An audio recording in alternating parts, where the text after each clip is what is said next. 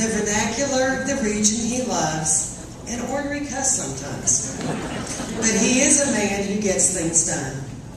And I'd wager that if this program continues, say, 10, 20 years from now, that some of our honorees will be indebted to the vision and commitment of our Lifetime Achievement honoree, Pete DeBusk. Pete's story, of course, is a local legend, and I'm going to offer a very condensed version here. He grew up a coal miner's son, a hard-scrabble Appalachian childhood that he remembers as being rich in family life, a bright student and a pretty good basketball player. He entered and graduated from Lincoln Memorial University in the hills where Tennessee meets Kentucky. After graduation, he became a traveling salesman, selling medical goods and supplies to physicians and hospitals. He soon set up shop for himself, representing inventors after helping them write their business plans in exchange for having exclusive rights to sell their products. And when he didn't think the market was particularly receptive to a device, he invented an alternative. His first commercial product, a leatherette orthopedic boot, is now enshrined at the Royal, the company he built that today employs nearly 2,000 people in 5 states and 4 foreign countries. As Washington began to focus on health care reform, Pete, quite frankly, lobbied for a role on the Medicare Payment Advisory Commission, commonly known as MedPAC, because he believed, and I quote, those bureaucrats were just annihilating hospitals and doctors.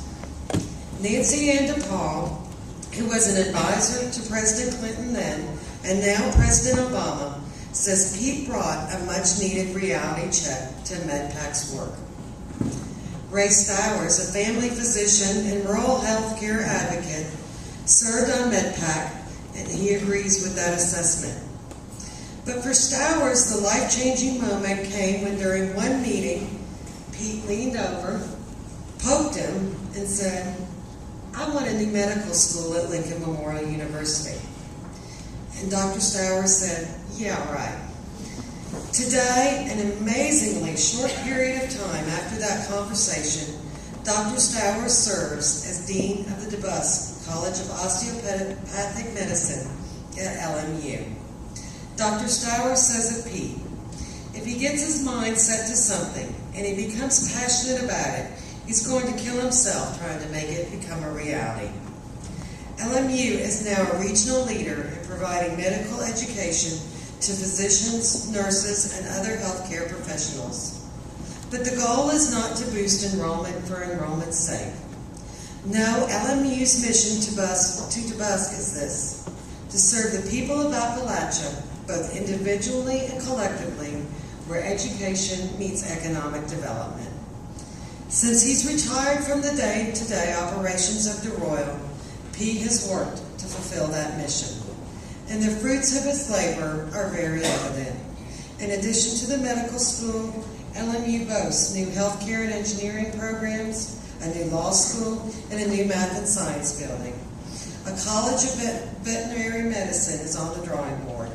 And Pete is hitting it what he calls a play in high-tech and energy-related fields that would tie into work underway at UT and the Oak Ridge National Lab. Nancy Ann says if Pete had ended his career after creating the powerhouse that is the Royal, after creating those thousands of jobs that made a difference to so many families, he would have left an outstanding legacy. But Pete was not satisfied. "You started a company," he explains. "It's been very successful beyond your dreams. And then you look at it and say, is this it? Before I leave this old world, I'd like to think I've helped somebody beside myself."